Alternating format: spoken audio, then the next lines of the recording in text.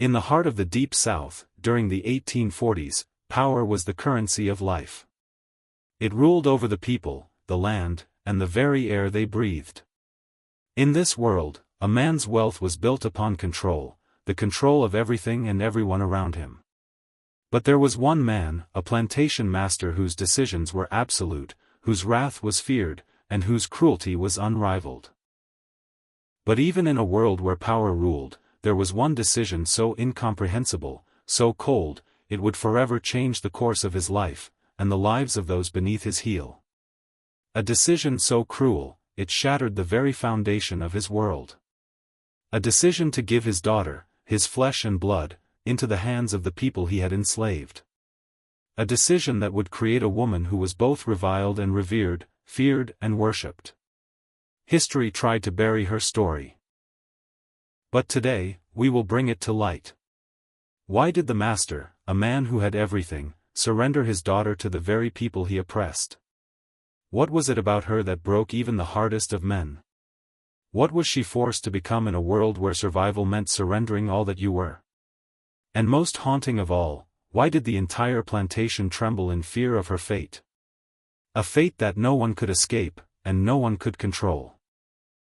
The plantation was vast, stretching for miles in every direction, like a kingdom ruled by a single man, a single will. It was a place where the cries of those forced to labor were drowned out by the oppressive weight of power, where a man's pride and his cruelty went hand in hand. This land was both a paradise and a prison, one that had been built with the sweat and blood of the enslaved, a stark reminder that all wealth comes at a cost. For Master Fitzgerald, it was a cost he would never question, for he believed himself untouchable. His daughter, Lillian, had been raised in the lap of luxury, sheltered from the horrors that unfolded outside her window. She had never seen the fields, never felt the sting of the overseer's whip, never tasted the bitter air that clung to the bodies of the enslaved. Her life had been one of ease, one of comfort, where her father's will was law, and his word was final. She had never asked questions. She had never known what it meant to struggle, to suffer, to fight for survival. But all of that was about to change. Lillian Fitzgerald was no different from any other young woman of her station, at least in her father's eyes. She was to be married off, to become a dutiful wife, to continue the family legacy. But unlike her father, Lillian had always felt a restlessness within her, a need to understand, to see beyond the walls of her father's mansion. She would sneak away to the window, watching the enslaved workers in the fields, their movements synchronized, their lives bound by an unspoken understanding of pain. She could hear their songs, songs that told stories of survival, of hope, of despair. They were voices that carried the weight of centuries of oppression, and yet, there was a quiet defiance in them. A defiance that Lillian began to feel stir within her as well. At first, it was nothing more than a curiosity. A fleeting desire to understand a world she had never known. But that curiosity, once awakened, became a hunger that could not be silenced. She would ask her father questions, simple questions about the lives of those who worked the land, about the history that had shaped the world she lived in.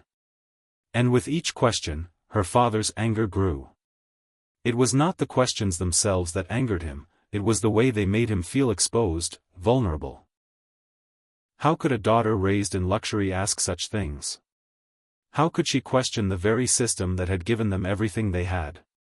He had built his empire on the backs of the enslaved, and now his daughter, the one he had hoped would carry his legacy, was questioning its very foundation.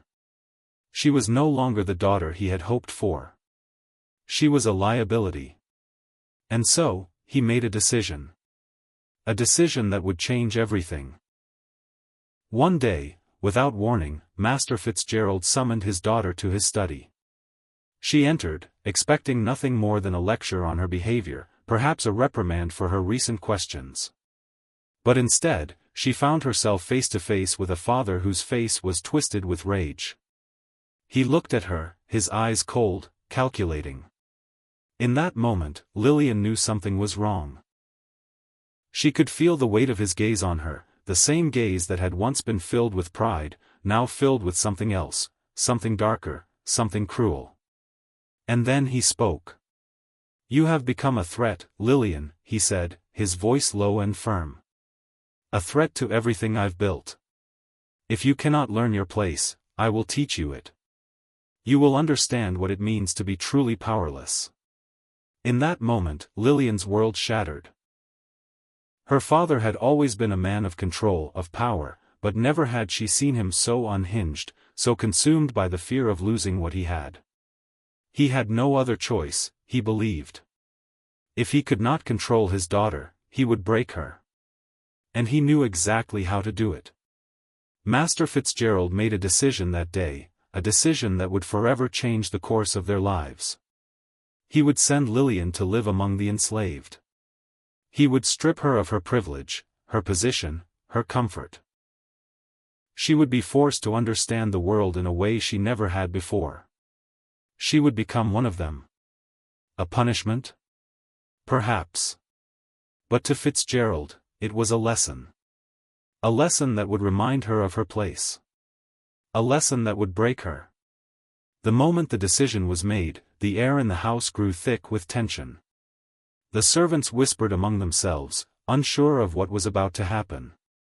The overseers, too, felt a sense of unease, as if something was about to shift. Something they couldn't control. The plantation, for the first time, seemed to hold its breath. What would this decision mean for the people who lived and worked there? What would it mean for the daughter of the master? Lillian had never known fear, not real fear, not like this. She had never experienced what it meant to be truly vulnerable, to be powerless. But that was all about to change. She was about to become a symbol of something far larger than herself. A symbol of broken power, of a system that had been built on oppression, and the price that would be paid when the system began to crumble. And so, Lillian Fitzgerald was dragged from her life of luxury, from the comfort of her father's home, and cast into the world she had never known. It was a world of sweat, of toil, of pain. A world where every moment was a fight for survival. But in that world, Lillian would discover something that would break not only her father, but the entire plantation system. She would discover the true power of the enslaved. And it was in that discovery that her fate, and the fate of the plantation, would be sealed. Her father had made a mistake that would cost him everything. He had underestimated the resilience of those he had oppressed. He had underestimated the power of the human spirit. And he had underestimated his own daughter. Lillian Fitzgerald was no longer the daughter of a powerful master. She was something else now. Something far more dangerous. A symbol of defiance, of change, of a system that could no longer stand. And soon, everyone, every man, woman, and child on that plantation, would feel the tremors of what had been set in motion. This was only the beginning. The plantation stretched far and wide, a vast expanse of fields that seemed endless under the southern sun. The land was rich. Fertile soil that grew cotton, tobacco, and sugar with an ease that only the cruelest of systems could sustain. For generations, it had been a kingdom ruled by Master Fitzgerald, whose wealth was a direct result of the brutal labor of the enslaved. He held this land in an iron grip, controlling every movement, every breath, every ounce of labor from those who had been born into servitude. The air itself felt heavy with the weight of this power, the sharp scent of sweat, blood, and toil mixing with the humid air. The sun was relentless, beating down on those who worked the fields from dawn till dusk, while Fitzgerald's mansion sat high on the hill, watching over his empire like a predatory bird. The scale of his plantation was staggering, hundreds of acres of land, hundreds of enslaved souls toiling under the watch of overseers who wielded their own terror. There was no mercy here, no respite. The only thing that mattered was keeping the machinery of wealth running smoothly. And to Fitzgerald, this was the natural order of things. A man's worth was determined by his ability to control everything around him. Master Fitzgerald was a man who had learned early that power was not something to be earned but something to be seized and held at all costs. He had built his fortune through ruthless business practices, using violence and fear to maintain order on the plantation. He was cruel, paranoid, and obsessed with maintaining his dominance. He trusted no one, especially not those who worked for him. His relationship with the enslaved was one of absolute control. To him, they were tools, nothing more than machines that could be replaced at will. He ruled with a constant eye over his workers, ensuring their suffering never stopped, that they remained broken and obedient. But behind this facade of unyielding authority was a man who feared losing it all. Fear gnawed at him, even in the dead of night. It was the fear of rebellion, of losing control, of seeing everything he had worked for crumble beneath him. And it was this fear that shaped every decision he made, especially when it came to his daughter. In the midst of this empire of suffering, Lillian Fitzgerald had lived a life that was a stark contrast to the world outside her father's walls. She was raised in a house built on violence, though she had never truly witnessed it. Her world was one of sheltered luxury, surrounded by ornate furniture, fine fabrics, and delicate porcelain. But this luxury was built on the backs of those who labored beneath her father's will. Lillian had never been told the truth of the world around her. She had been protected, coddled, and kept away from the harsh reality of plantation life. She was a girl of grace, poised and well-mannered, raised to be a perfect lady. But the beauty of her world, with all its silks and comfort, was a mask that hid the brutality of the land that surrounded it. She was kept ignorant, deliberately sheltered from the horrors that were carried out under the rule of her father. She had never known hardship, never known suffering, and certainly had never known what it meant to fight for survival. Her life was one of isolation, of being told what to think and how to behave, without ever being allowed to question the reality her father had created. But that sheltered existence began to crumble as Lillian grew older. The more she saw of the people who worked the land, the more she began to question the world her father had built. It was impossible to ignore the strain in the eyes of those who passed her by, the way they looked at her with a mixture of fear and disdain. She could hear their whispers when they thought she wasn't listening, and in their voices, she could hear the raw pain of their lives. And yet, she could also feel something else, something far more dangerous for someone in her position. She could feel the power in their defiance. There was something in their strength, in the way they survived, that made her question her own life. She wasn't a part of their world, not truly. But she was no longer content with the life she had been given. She wanted to know more. She wanted to understand what was beyond the confines of her father's mansion. She could no longer ignore the lives of the enslaved people who worked the fields. She wanted to ask questions, questions she had never been allowed to ask before. Rumors of Lillian's disobedience began to spread throughout the estate. She was not the perfect daughter her father had hoped for. She asked questions, and those questions made people uneasy. She spoke with the slaves, though only in passing, and with that, the fragile barrier between her world and theirs began to break down. The whispers grew louder, and soon, Master Fitzgerald could hear them, too. He heard the rumors that his daughter, the one he had raised to be an extension of his power, was questioning that very power. And it terrified him. It was one thing to be feared by his slaves, by his workers, by his subordinates. But to be feared by his own flesh and blood? That was something he could not abide.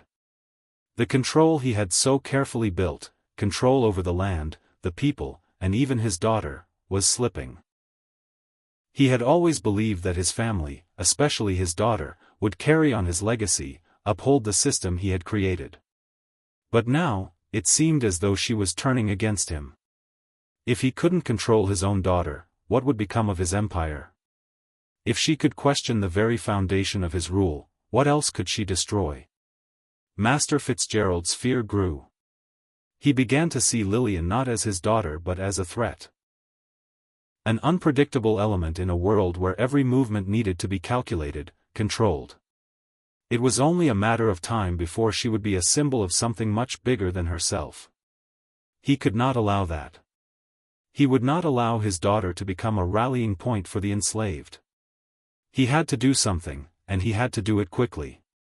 If she cannot be tamed, he muttered to himself, pacing in the study, she will learn from those who fear me most." Lillian had never seen her father like this. He was always so composed, so in control. But now, there was a madness in his eyes, a desperation that sent a chill down her spine. She didn't understand it. She didn't understand him. And it was then, as the reality of the situation dawned on her, that she began to fear him too. This was more than a simple disagreement. This was the breaking point.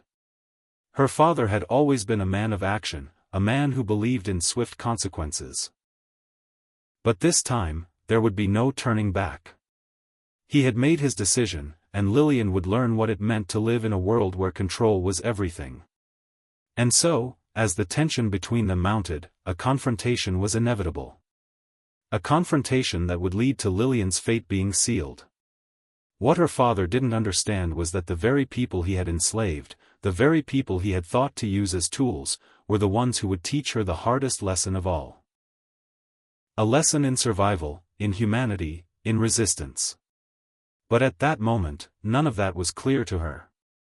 All she knew was that her world was changing, and she had no idea where it would lead.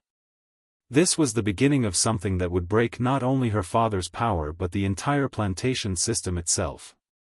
It was a beginning that would destroy everything she had known. And it was only the start of the tragedy that would unfold. A scandal in the house set the wheels of tragedy in motion, one that would unravel everything Master Fitzgerald had so carefully constructed. It was a small thing at first, a fleeting incident, nothing more than a simple act of defiance. But in his eyes, it was an affront too great to ignore. His daughter, the jewel of his pride, had crossed a line that no one could cross without consequence. A careless word here, a rebellious glance there. She had made it clear she would no longer be the perfect, obedient daughter he had dreamed of. She had become, in his mind, a threat. A threat to his authority, to his carefully crafted empire, and to the order he so desperately clung to. Her small act of rebellion had snowballed into something far worse in his mind. Fitzgerald was a man accustomed to control, to knowing every move before it happened, to bending others to his will without question. But with his daughter, he had failed. And in his failure, there was only rage. He saw her as a mirror, reflecting the very weakness he feared in himself, an uncontrollable force that threatened to dismantle everything he had built. His anger was not just at her disobedience but at the very idea that his own flesh and blood could question him. It was unacceptable. The consequences would be severe. One evening, in front of his entire household, Master Fitzgerald made an announcement that no one could have anticipated. His voice, usually calm and calculating, now quivered with a fury that was palpable. He looked around the room, his eyes locking with the eyes of his wife, his servants, his overseers. And then, with the coldest of resolve, he declared the fate of his daughter. "Lillian," he said, his voice echoing through the halls, "has proven herself unfit to bear the weight of this family's name. She has proven herself unworthy of the comforts she has known. From this moment on, she will live among those she has so callously looked down upon. She will learn what it means to be powerless. She will learn what it means to be no more than the dirt beneath our feet." The words hung in the air like a thick fog. A few moments passed before anyone dared to move. The silence was deafening, the weight of his decree sinking in. The entire plantation froze, the breath of every living soul held in suspension. No one knew what to think, what to say, or how to respond. The slaves on the plantation had long been conditioned to obey, to bend their heads when spoken to take whatever punishment was doled out. But this was different. A daughter, a member of the master's family, was being condemned to the life they had fought and bled to survive. And the consequences of that decision rippled through the plantation like a tremor in the earth. The enslaved people, the overseers, the house servants, they all knew what this meant. The master's cruelty had reached new depths. It was one thing to punish a slave. It was another to punish your own blood. This was not just a punishment. This was an act of war. It was an unforgivable betrayal. And in that moment, as they all stood frozen, they knew the plantation would never be the same again. Lillian had been unaware of the depth of her father's anger, of the decisions he was about to make. She had never imagined that the life she had known could be so easily taken from her. But now, as she was dragged from the house, screaming, she understood just how far her father was willing to go. The overseers grabbed her roughly, their hands calloused from years of violence, and pulled her away from the only life she had ever known. "Please, father, no," she screamed, but her pleas were ignored. There was no softness in his eyes, no flicker of the father she had once known. He was a stranger now, a man driven by something darker, something that she could no longer recognize. He stood at the door, his eyes empty, watching as his daughter was dragged away from him. "Make sure she learns what it means to be nothing," he called out coldly. The slaves, who had witnessed this moment unfold before their eyes, were in shock. Many of them had been punished before, had witnessed the punishment of others, but this was something else. The image of their master's daughter being torn away from her home, her world, was a cruel reminder of the power that held them all in its grip. It wasn't just Lillian who was being punished. It was everyone. It was a reminder that no one, no matter their blood, was safe from the master's wrath. As Lillian was dragged across the yard, she could hear the whispered gasps of the enslaved workers, their faces a mixture of confusion, fear, and something else, something darker. There was no sympathy in their eyes. Only a hollow recognition that this act of cruelty could never be undone. "Does he think this will break her?" one of the enslaved women muttered under her breath, watching as Lillian was pulled into the dark, narrow paths that led to the slave quarters. The other slaves around her remained silent, their heads down, their eyes fixed on the ground, as if afraid to make eye contact with each other. The white townspeople who had gathered to witness this spectacle exchanged hushed whispers among themselves. "This could start a rebellion," one of the men said quietly, his voice tinged with fear. "What does this mean for us? For them? For everyone?" The woman beside him nodded, her face pale. "A slave child, and the master's own daughter, this is not something you forget. This changes everything." They were right. It was a decision that sent shockwaves through the entire plantation, and through the town. No one could understand why Master Fitzgerald had done this, or what he hoped to achieve by it. His power, once absolute, was now being questioned. His actions, once predictable, were now erratic. And in that uncertainty, the seed of rebellion was planted. The enslaved had nothing left to lose, and they knew it.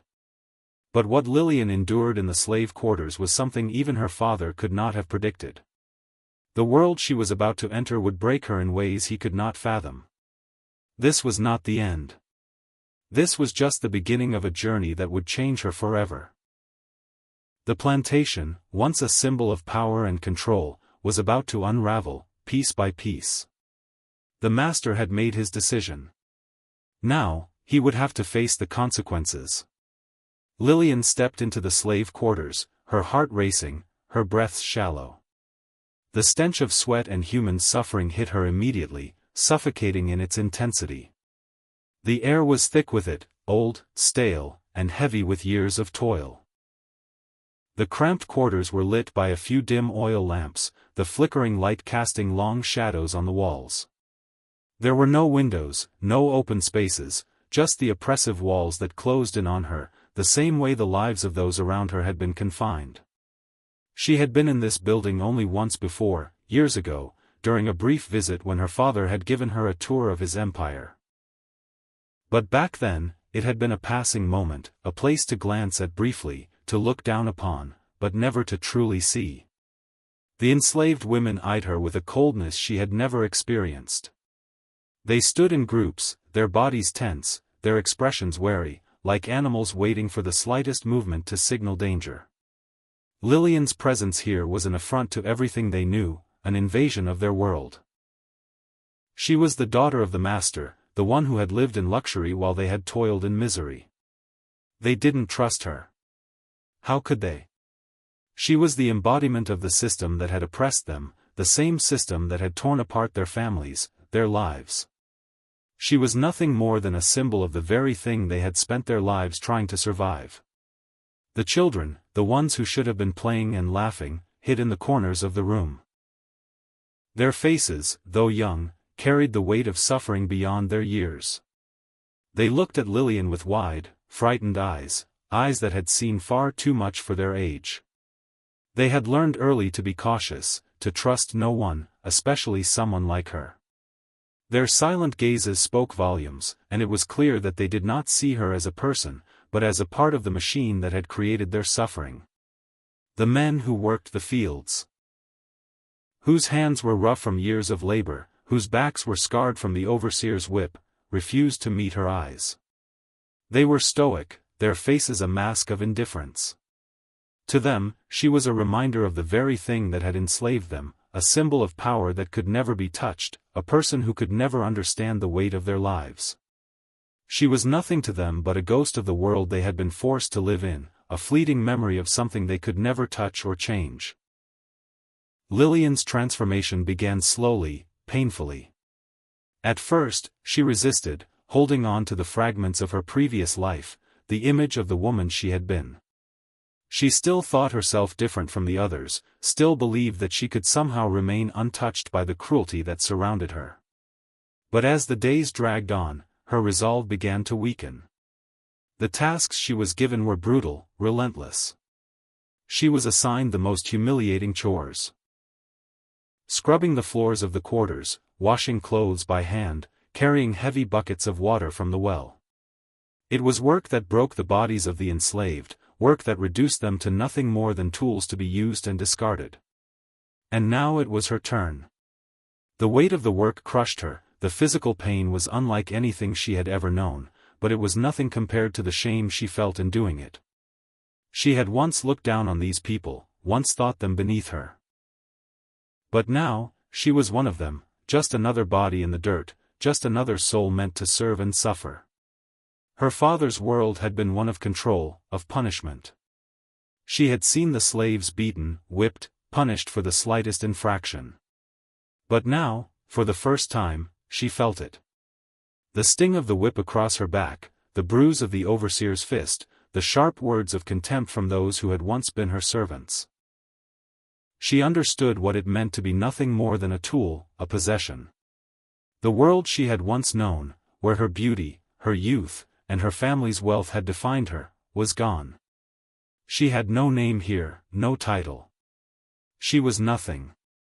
And as the days turned into weeks, as the weight of the labor began to take its toll on her body, Lillian began to see the world for what it truly was. But amidst the brutality of the quarters, something unexpected happened. An older woman, bent with age and weariness, stepped forward. Her name was Auntie Ethel, and she had lived on the plantation for as long as Lillian had known it.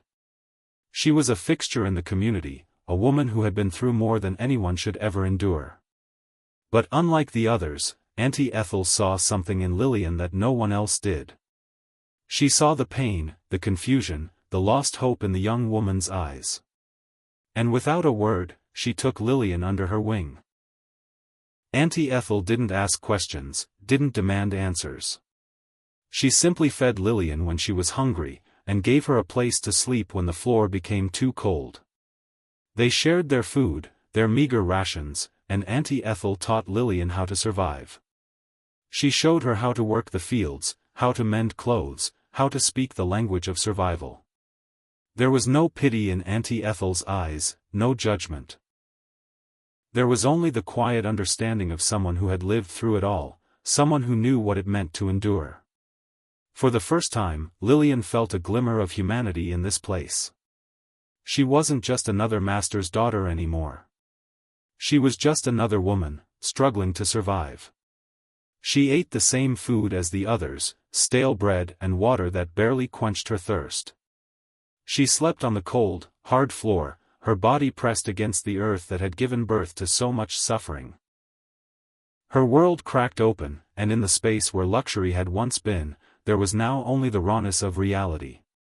And in that rawness, she began to see the enslaved for who they truly were, not objects, not tools, but human beings, like herself, forced to fight every day for the right to live.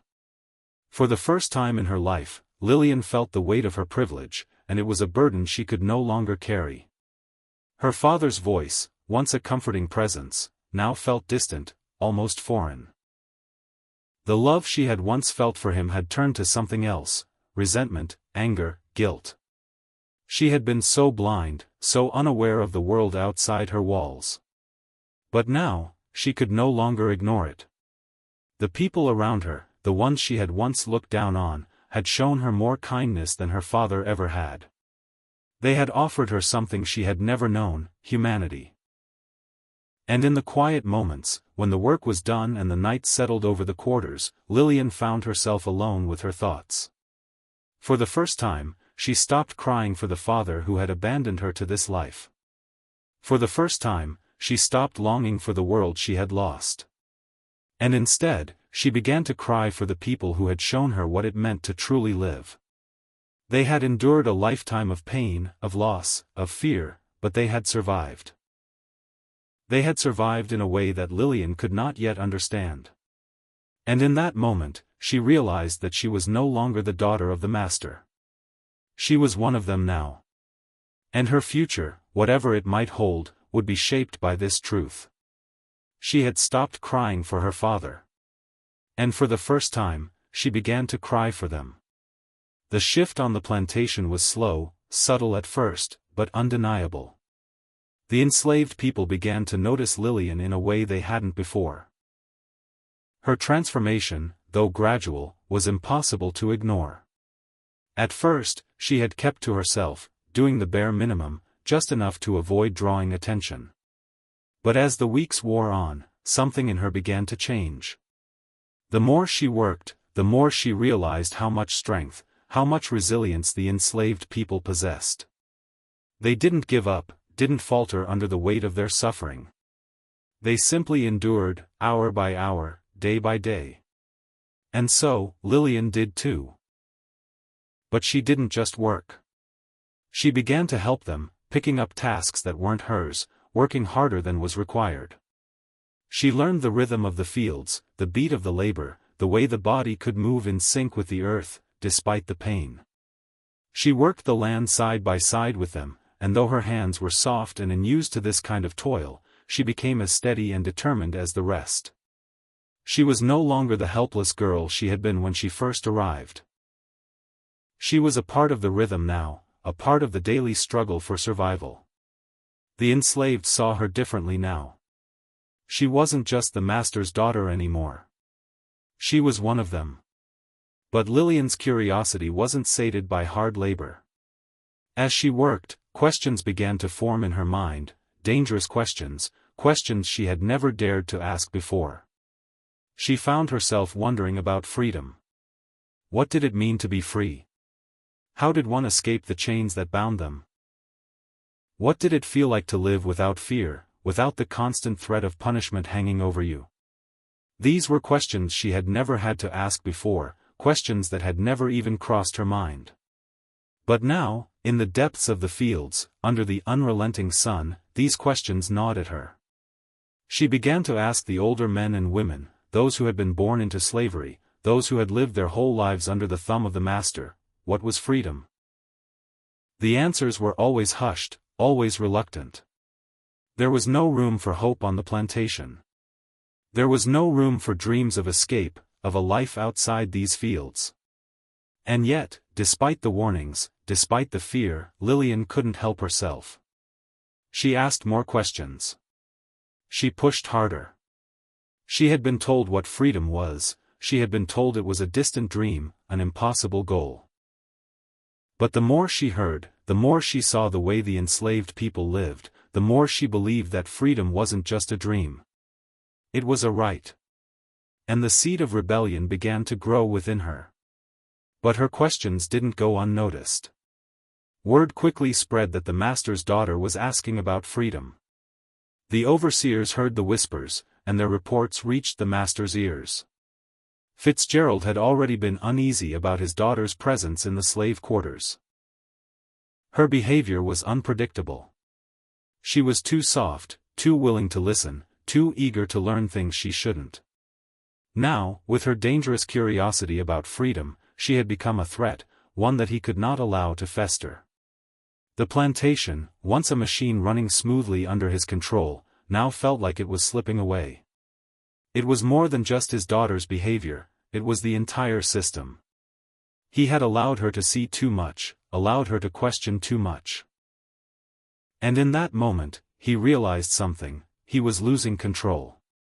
Fitzgerald's fury exploded like a storm, shaking the foundation of the plantation. He could no longer ignore it. He could no longer pretend that his daughter's actions weren't threatening the very fabric of his empire. It was no longer about her disobedience, it was about the power he had over everyone, and the power he had over his own family. He would not allow this to break him. The slaves had already begun to see his weakness in Lillian. That was something he could not allow. He had to reassert control, make it clear that he was still the master, that no one, especially not his own daughter, could threaten the system he had built. And so, Fitzgerald summoned the overseers. His decision was swift, brutal, and merciless. The punishment would be harsh. The lesson would be unforgettable. The tension on the plantation reached a boiling point. The workers moved with heightened caution, the overseers vigilant. The air felt heavy, thick with the anticipation of what was to come. Lillian knew something was wrong. She had seen her father's temper before, but this time, something was different. His eyes were cold, filled with a burning intensity.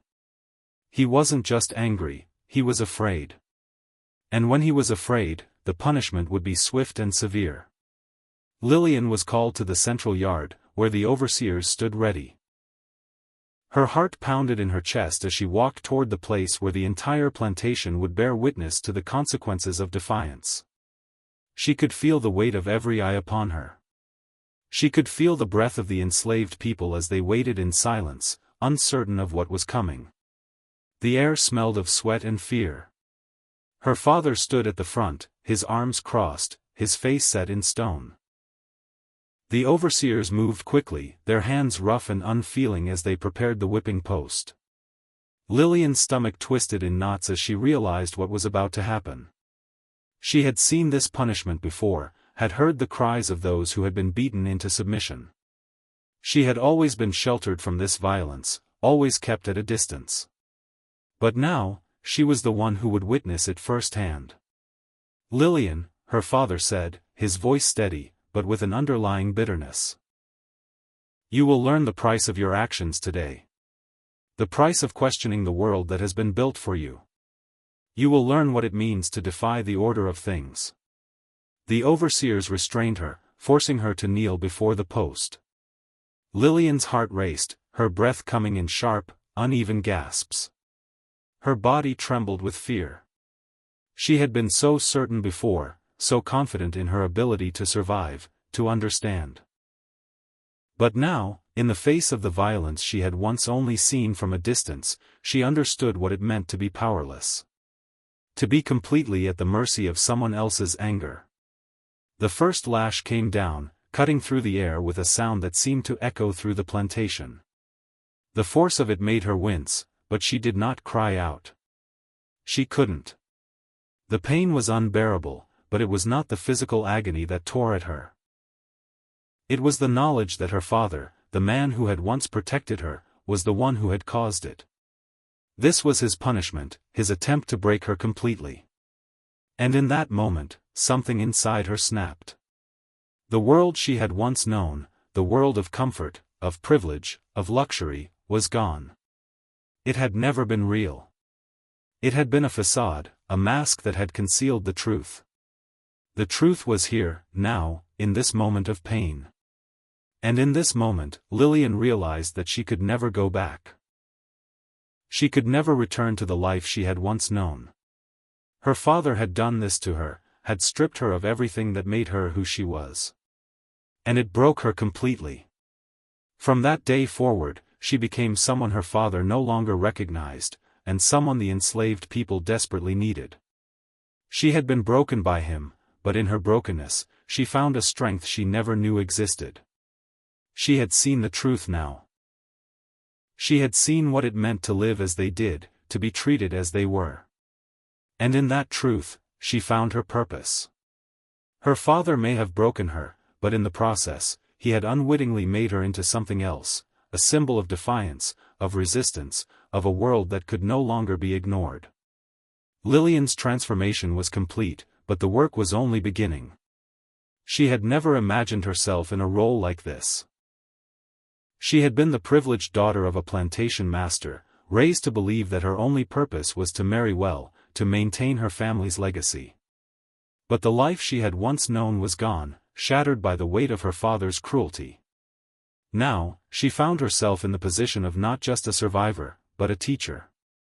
And her lessons were ones that could mean the difference between life and death.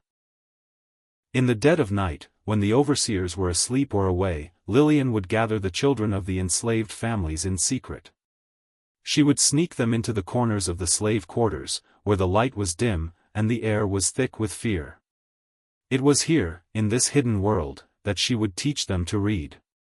The words were simple at first, letters, sounds, then sentences.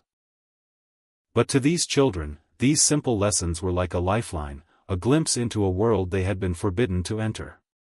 For them, learning was not just about knowledge, it was about survival. The risk was immense. The punishment for teaching an enslaved person to read was severe, often resulting in death. But Lillian had never been one to shy away from danger. She had already lost everything, and now, in this small, quiet rebellion, she found the purpose she had been seeking. She knew the consequences. She knew the overseers would show no mercy. Yet, with every lesson she taught, she felt the weight of the future on her shoulders. It wasn't just about reading. It was about freedom. It was about breaking the chains that bound them all, even if just for a moment. The enslaved community, in turn, quietly protected her. They knew the risk she was taking, and they understood why she was doing it. They kept watch, making sure the overseers didn't catch wind of what she was doing. They passed along messages in whispers, warning each other of the slightest signs of danger. In return for the secret lessons, Lillian gave them more than just knowledge, she gave them hope. She gave them the chance to see beyond the fields, beyond the shackles. They had been taught to fear their masters, to obey without question. But Lillian's presence, her defiance, sparked something deeper in them. It gave them a taste of the power that came with knowledge, a taste of the power they had never been allowed to have. And though they remained in the shadows, they were no longer silent. As Lillian's teaching continued, so did her involvement in the day-to-day life of the enslaved. She became the bridge between two worlds, the world of the masters and the world of the enslaved. She had once been confined to her father's house, isolated from the real workings of the plantation. But now, she used her understanding of the house to pass crucial information to the enslaved community. She learned the schedules of the overseers, the movements of the master's family, and the hidden weaknesses in the plantation's defenses. She used this knowledge to help them avoid punishments, to warn of escape attempts, and to ease their suffering in whatever ways she could. She would secretly slip notes into the hands of those planning to escape, warning them of the patrols. She helped them plan their movements, showing them where the overseers would be weakest, where they could slip through unnoticed. She knew the layout of the plantation better than anyone else, every building, every pathway, every hiding place. She had once used this knowledge to live a life of privilege, but now, she used it to help the enslaved people survive. In the dead of night, she would listen as they whispered their plans, their dreams of freedom. She could hear the fear in their voices, but she could also hear something else, determination. They knew the risks, knew that the consequences of failure were severe, but they were willing to take them. And in that willingness, Lillian saw the power of the human spirit. She saw the strength that had been buried under years of suffering, and she knew that she was no longer an outsider. She was one of them. As time passed, something inside Lillian shifted even more. She had been the daughter of the master. She had been raised to believe that the world was hers to control, that she was untouchable. But now, with each passing day, her loyalty has shifted. She was no longer her father's daughter, she no longer belonged to the world that had created her. She had become something else. Something more. She had become one of them. The realization hit her one night, as she lay in the slave quarters, the sounds of her fellow workers breathing steady and rhythmic around her. She had thought she was helping them, thought she was making a difference, but the truth was deeper than that. She had become part of the struggle. She had become part of the fight for freedom, and it was a fight that could never be won without sacrifice. She could no longer pretend that her world was anything other than a system built on cruelty, on oppression, on the suffering of those around her. She had once been blind to it. But now, she saw it clearly. And she couldn't turn away. Her father had broken her in ways he could never have understood. And in breaking her, he had made her into someone far more dangerous than he could ever have imagined. She was no longer just a symbol of the system that oppressed the enslaved. She was the spark that could ignite a fire, the one who could tear it all down. It was only a matter of time before Master Fitzgerald found out. The whispers had been growing louder, and the signs were unmistakable. The enslaved were no longer as docile as they once had been. They were learning, they were organizing, and they were beginning to resist. It wasn't just in the fields. It was in the way they carried themselves, in the quiet defiance in their eyes. Fitzgerald could feel the change in the air, and he knew that it was only a matter of time before someone would make him pay for his complacency. When he found out about Lillian's involvement in the secret lessons, the bridge she had built between his world and theirs, the rage inside him erupted. He had lost control of his plantation once before, when he had allowed his daughter to live among the enslaved, but this? This was the final straw. He had failed to control her, to mold her into what he had wanted. She had become more than he could ever imagine. The entire plantation held its breath when word spread that Master Fitzgerald had discovered his daughter's betrayal. The whispers that had been carried on the wind suddenly became deafening. No one knew what would happen next, but everyone knew that it would be catastrophic. The master would not allow this to go unpunished. When Fitzgerald finally confronted Lillian, the plantation was already on edge. Tensions were high, the air thick with fear. He stood in front of her, fury in his eyes, his voice cold and deadly.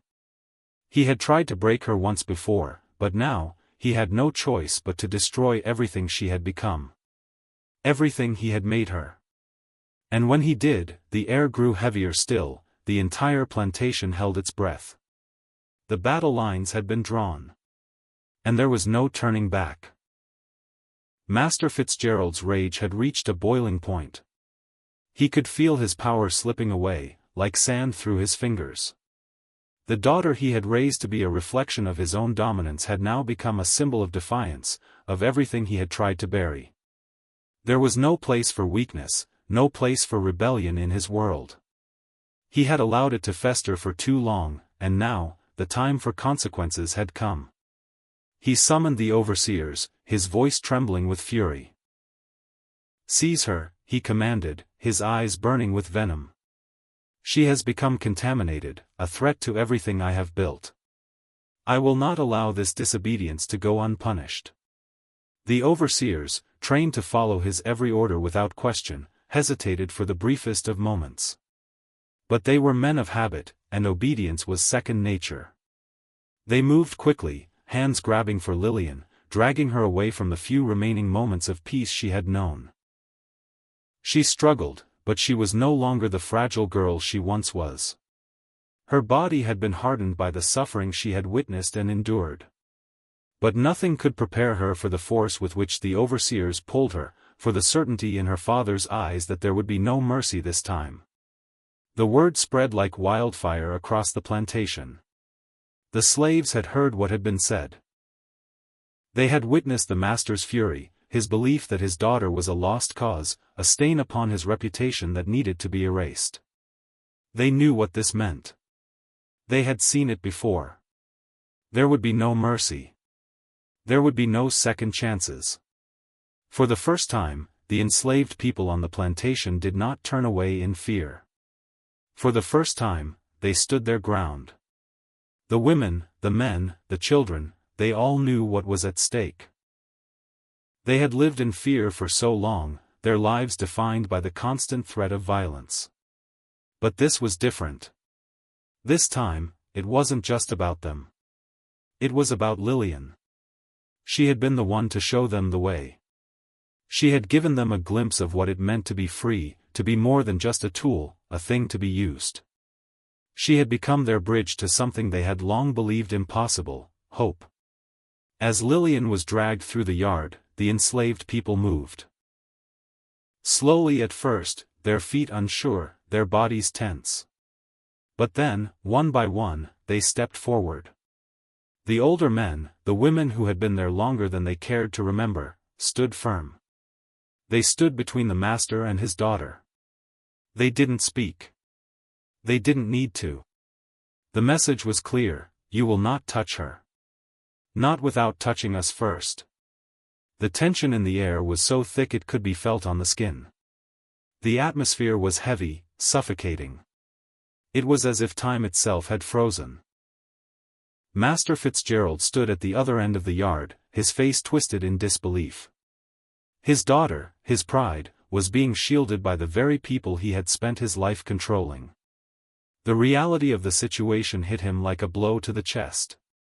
He was no longer in control. He had no power here, not anymore. And for the first time, in the midst of his rage, he felt a creeping sense of fear, fear of what might come next. It was at that moment that Lillian spoke. Her voice was calm, trembling ever so slightly, but the power in it was undeniable. She had been broken once. But now, she was a force, quiet, steady, unwavering. You never owned them, she said, her voice cutting through the tense silence. You only owned their pain. And now, you don't own me. Her words hung in the air, and in that moment, everything changed. The slaves, once broken, once afraid, stood taller. The chains that had bound them for so long, the ones that had kept them in their place, silent and obedient, were no longer enough to keep them down. They had seen the truth, and they were no longer willing to ignore it. Lillian's words shattered the illusion of control that Master Fitzgerald had maintained for so long. They were a reminder that his power was not absolute, that his legacy was built on pain, and that even his own daughter had seen it for what it was. His grip on the plantation, on the enslaved people, was no longer secure. And that realization, that loss of control, was more than he could bear. The tension in the yard reached its breaking point. The enslaved people began to move as one, a silent unity that had been forged through years of suffering. They stood between Lillian and her father, blocking his path, their bodies a wall of defiance. Master Fitzgerald was no longer the master of this land. He had lost his hold. And the enslaved people were no longer willing to bend to his will. The first sign of the rebellion came quietly, almost imperceptibly. A single hand reached out to Lillian. Then another. And another. The enslaved people, their faces filled with a quiet resolve, began to step forward, standing with her, not against her. They had made their choice. They would no longer live in fear. Fitzgerald, his face contorted with rage, shouted for the overseers to act, but they hesitated. They saw the shift. They felt the change. They could no longer pretend that their master's power was absolute. In the face of this defiance, they stood uncertain, their loyalty shaken. In that moment, Lillian's father realized that he had lost. He had lost his daughter. He had lost his control. And now, he was losing his empire. The plantation erupted in chaos. The slaves who had once feared retribution, who had once feared the lash of the overseers, now stood firm. They did not fight with violence. No. Their rebellion was not one of fists or weapons. It was one of unity, of collective strength. They had stood together, and that was enough. Master Fitzgerald, in the face of their defiance, was overpowered. His anger, his fear, his cruelty, all of it crumbled before the overwhelming force of those he had once controlled. It was not a violent uprising. It didn't need to be. The sheer weight of their collective will was enough to break him. Overwhelmed by the realization that he had lost everything, Fitzgerald fled. His empire was no more. The plantation, once a monument to his control, was now a place of liberation. Lillian stood there, the enslaved people surrounding her, her father's name forgotten in the wind. She had become someone else, someone her father could never have recognized. She had lost her former self, but in doing so, she had found something far more powerful, freedom. Not just for herself, but for those who had fought alongside her, for those who had dared to hope. And in that moment, everything changed. In the aftermath of the revolt, Lillian found herself standing at the crossroads of a life she had never imagined, a life forged through pain, defiance, and the collective strength of those she had once known only as strangers. She was no longer the daughter of the master. She was something far more profound. A healer, a teacher, a protector in a community that had once feared her, now looked to her for guidance. She didn't shy away from her new role, she embraced it with everything she had. The once privileged girl who had lived behind the gates of a mansion now found solace in the modest, humble quarters of the people she had once ruled over. The fields, the hard labor, the suffering, it had all become her new home. She learned the ways of healing, of helping the sick, of offering comfort to those who had seen their loved ones torn away. Many of the enslaved people believed that Lillian had saved more lives than anyone else on the plantation. Her knowledge of the house, her understanding of the master's weaknesses, had given them a chance. When disease spread through the quarters, when children fell ill and the adults were too weak to fight, Lillian was there. She used herbs, poultices, and knowledge she had once thought irrelevant to tend to the sick. She provided them with something they hadn't had before, dignity. She didn't just heal their bodies, she healed their spirits, reminding them that they were more than the sum of their suffering. And as the years passed, the community began to grow stronger, more united. The labor that had once broken them now became their means of survival and strength. Lillian, who had once been their master's daughter, was now their equal, working alongside them, sharing in the daily struggles and triumphs. She had truly become one of them, not just by name, but in her heart, her soul. But as much as the community changed, so did the world around them. The aftermath of the rebellion, of the master's fall, was not something the outside world could ignore. And yet, history did its best to twist it. The newspapers, ever eager to maintain the image of the Southern elite, painted a very different picture than the one Lillian and the enslaved community lived. The story of the daughter of the master who had fallen into the hands of the enslaved was not one they wanted to share with the world. They turned her story into a scandal, calling it a betrayal, a madness that must have overtaken her. The townsfolk, too, denied it ever happened. They spoke of her as little more than a deluded girl who had lost her mind. They erased her from the narrative, choosing instead to focus on the master's suffering, on the family's loss, on the system that had once served them so well. It was easier to forget the truth, to bury it under layers of shame and fear. But the enslaved community knew better. They had witnessed it. They had lived it. They had seen the change in Lillian. The transformation from a privileged daughter to a symbol of rebellion and freedom. They understood that she was not just the daughter of the master, she was the embodiment of everything they had longed for: justice, equality, the chance to live without fear. The truth of what had happened on that plantation was passed down through the generations, not through written records, but through oral history. It was told in hushed voices around campfires, in secret meetings, in the quiet of the night. The enslaved people shared their stories, their memories, their experiences. And in those stories, Lillian's name was preserved, not as a symbol of betrayal, but as a hero, someone who had fought for them, someone who had given them hope when it seemed all was lost. But the greatest transformation, perhaps, was in Lillian herself. She had entered the world of the enslaved as punishment, a punishment imposed by her father, by the very system she had been raised to uphold. But in the end, she stayed not because she had to, but because it was the first place she had ever felt human. In the fields, in the quarters, with the people who had once been her father's property, she found something she had never known before, a sense of belonging. A sense of purpose. Her former life, her life in the mansion, surrounded by luxury and isolation, felt like a distant dream now. The walls that had once protected her from the world now seemed like prisons. She had been raised to believe in the superiority of her bloodline, to believe that she was better than the people who worked her father's land. But in the raw, unfiltered truth of the enslaved community, she found a humanity that had been denied her. The people she had once looked down upon had shown her kindness, had shown her the strength it took to survive, and in doing so, they had taught her what it truly meant to be alive. Lillian's transformation was not just physical.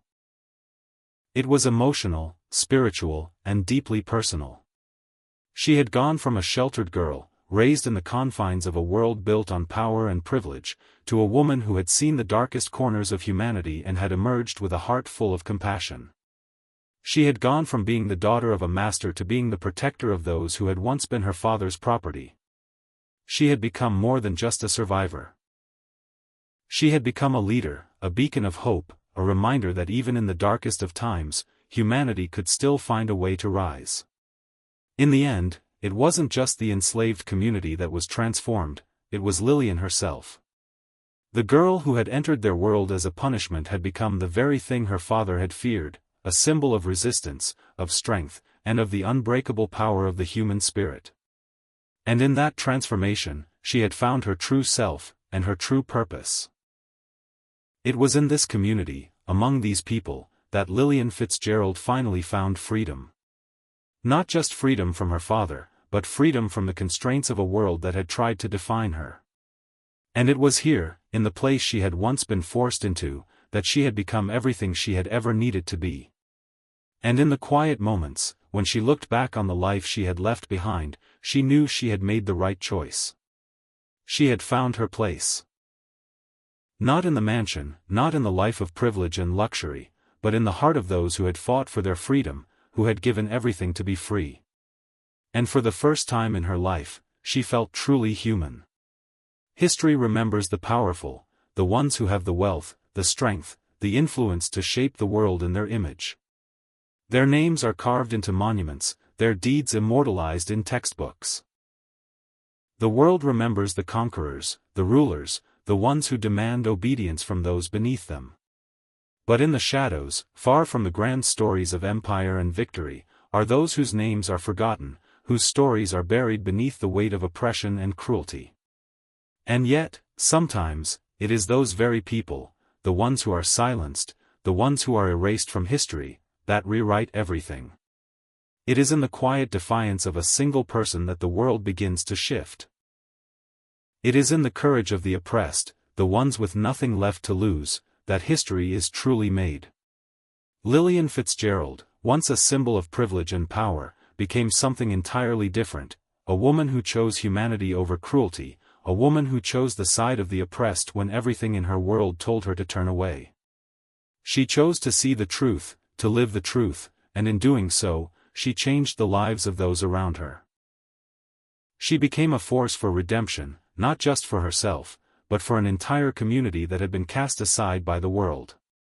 Her journey wasn't one of glory or fame. It wasn't a story of someone who rose to the top and claimed victory. No, her journey was one of loss, of sacrifice, and of profound transformation.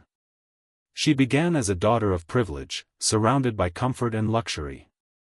But through the suffering, through the injustice, she found her purpose. She found her humanity. And in doing so, she changed everything. If stories like this matter to you, if you believe forgotten voices deserve to be heard, make sure you subscribe. These are the stories that history tries to bury, that power tries to erase. But together, we can keep these truths alive. Like this video, share it, and help ensure that the voices of those who fought for justice, for humanity, are never silenced again. And tell us below, do you think she was a victim, a hero, or something in between?